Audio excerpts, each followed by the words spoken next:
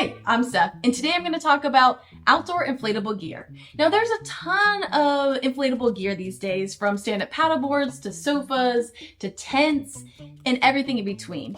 And my biggest gripe about all of these items is you have to inflate them. And usually they come with some kind of inflation tool, something like this, but you have to manually inflate it. It's not a fun way to start your adventure with whatever this gear is. Over the years, I've tried different things. I actually have something like this for inflating that's battery powered, so I'm not tied to a car. And this works okay for certain items, but not the most efficient. And then for air mattresses, I have something like this, and these work pretty good, but for bigger items like a stand-up paddleboard, these don't work.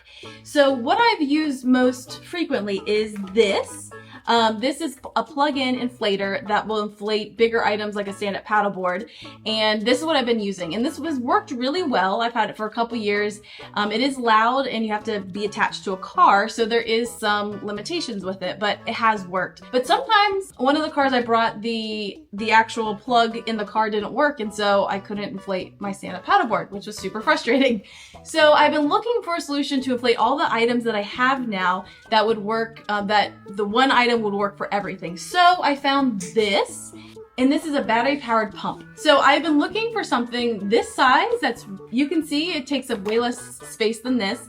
It's a nice efficient size, and I wanted something that would just be easy on the go. This has all the plugs you need, and it says it will do a stand-up paddleboard. So right now I have 2 stand-up paddleboards, I have a sofa, I have 2 air mattresses, I have a couple tubes. So today I wanted to inflate all the things that I have and see how long this will last and see if this will work and if it's efficient, because that's my biggest hesitation with anything inflatable is how do I inflate it quickly and with minimal effort. So I think this might do the trick, and I wanted to kind of do a test and share, and just really for my information, like, is this gonna do what I need it to do for all my inflatable stuff? So come join me.